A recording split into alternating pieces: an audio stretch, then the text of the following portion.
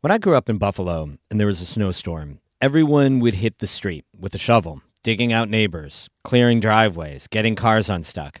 Buffalo's the city of good neighbors, you know. Here in the North Country, I feel like every town is the town of good neighbors. People step in to help each other and to build something, often out of very little. In Saranac Lake, people pitch in to help businesses move. That's today's story of the day. Support for Story of the Day comes from North Country Community College, offering scholarships for everyone through their county-specific 6 on Us, Opportunity, and NCCC Foundation Scholarship programs. nccc.edu/scholarships. Hey, I'm David Summerstein. It's Friday, June 30th. First up, a lot of Akwesasne moving and shaking today. This weekend is big in Akwesasne. The second annual Akwesasne Art Market and Juried Show is Sunday. It showcases the work of Mohawk artists and craftspeople and features performances by Mohawk musicians. And for the first time, there'll be a free bus to get people there. It's the launch of a new pilot bus route that'll run through July between several North Country towns and Akwesasne. Lucy Grindon reports. Rayanne Adams is the community planner for the St. Regis Mohawk tribe. She's the one who reached out to St. Lawrence County to pitch the idea of weekend buses to Akwesasne this summer. We don't have public transportation here. There are buses to Akwesasne on weekdays, but they're run by St. Lawrence County. Akwesasne doesn't have its own public transit system or a fleet of buses that can be redirected to meet community needs. Adams says the main reason she asked the county if they could set up a bus for this summer was to get people up to Akwesasne for events, like Sunday's art market and the Akwesasne farmers market on Saturdays. Having that as an opportunity to visit and connect our communities, I think that means a lot to our local economy. The bus route, Route 75, will also give people who live in Akwesasne a way to get down to Massena on the weekends if they need to reach places like the Price Chopper. We have a mini mart here in Akwesasne, which is very convenient, and it's frequented by a lot of community members, but it's not a full-service grocery store. Sonia Jensen from Volunteer Transportation Center designed the new bus route. Any opportunity that we can create to bridge the two communities and support each other is valuable and matters. The bus will start in Canton and make stops in Madrid and Massena on its way to Akwesasne.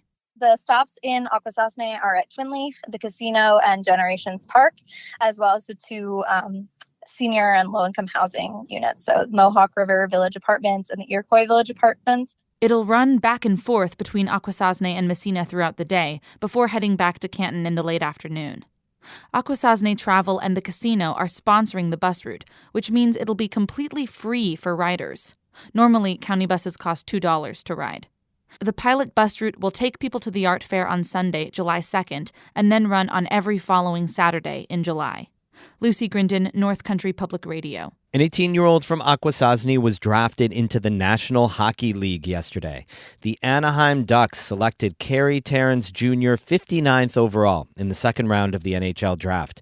The St. Regis Mohawk tribe congratulated Terrence. In a Facebook post, the tribe said he, quote, has won the hearts of the Akwesasne community and serves as a role model for many young Indigenous hockey players. A Clarkson University graduate from Akwesasne made history last month. Chrissy Benedict was the first Clarkson student to wear traditional Mohawk regalia to commencement.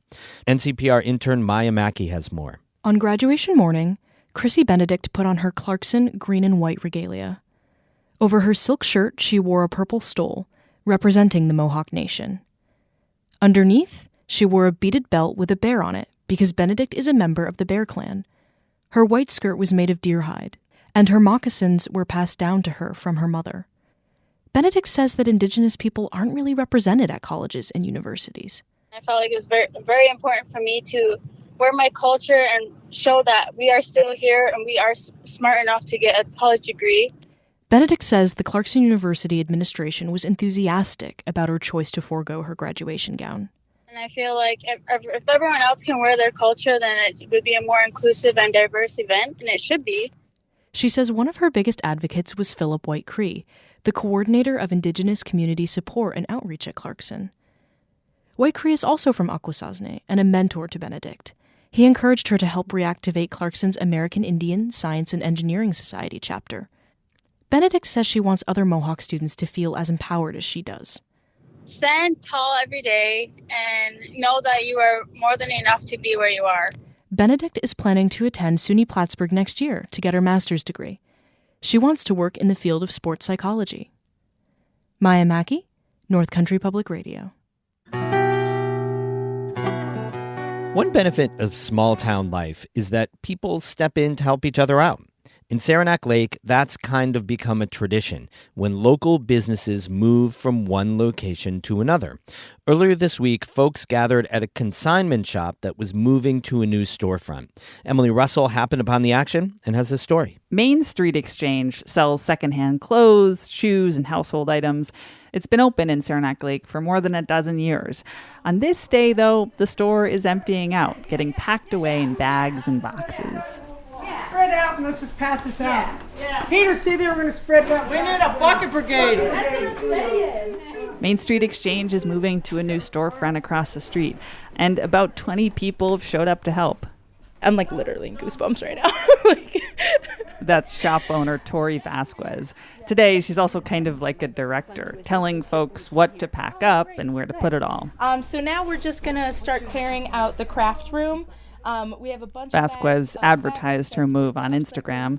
She says a lot of the folks here today are people she knows. Most are consigners. My whole family's here. Mom, sister, brother, aunt, cousin, everyone's here. It's like a little party. Folks are catching up with friends, joking around. There is also a lot of heavy lifting happening. Tell me just what the day has been like for you, what you've been doing physically. Sweating. That's Vasquez's mom, Marjorie McCabe. She drove up from Oswego County. McCabe lights up when she talks about her daughter. She's the spice of Saranac Lake. That's what I tell her. Because she's always so bright and vibrant with her clothes all the time. She definitely expresses herself. And you can't miss her, so I guess that works out because look at all the people came to help her. Hi, guys! You come to help? Everyone I talked to here today says this is just what happens in Saranac Lake. Locals answer the call to help their neighbors. Vasquez says this kind of community move actually has a history here in the village. When I started telling people that we were moving, everyone's like, oh, did you know Mark from Ampersound did this bucket brigade? So we can start lining up now, about 6 feet apart. That was back in 2011. A video on YouTube shows hundreds of people lining the streets of Saranac Lake. They passed box after box from the old Ampersound music store to its new location. I saw the real true spirit of this town come alive when we moved Ampersound from Woodruff Street, very close to where we are now, down to Upper Broadway. That's Marty Rowley, also known as the king of this year's Saranac Lake Winter Carnival. When Rowley heard that Main Street Exchange was having a moving party, he couldn't resist. As the saying goes, many hands make light work. I'm doing fairly easy work. We're just moving stuff from one store, and I'm moving it into a car that goes or drives around to the basement of that other store. Yeah, the black shelves will go as close to the tables as possible. Vasquez is really excited about her new storefront. This time around, she says it's going to be more than just a local consignment shop. I have plans on creating a maker space, clubhouse, event space kind of room. For anyone who knows Vasquez, this will not come as any kind of shock. She's super involved in Saranac Lake, serving on committees, hosting fashion shows during Winter Carnival and the Pride Festival. Vasquez also wants to fix up and sell some of her consignment pieces online, bringing Main Street Exchange to the world. Now I have a space because here I was putting up racks in the middle of the store and sewing on the counter and stuff. So yeah, it's going to be a good growth for us. For Vasquez, this shop was originally just a job out of college. Then it morphed into her own business when she was just 21 years old. Vasquez is 24 now, with another big adventure ahead of her and a lot of folks willing to help out along the way. Emily Russell, North Country Public Radio, Saranac Lake. We have more news all the time on our website and through the weekend, ncpr.org. Music today by I Am Snow Angel of Lake Placid and Hank Soto of Stony Creek. I'm David Summerstein, North Country Public Radio.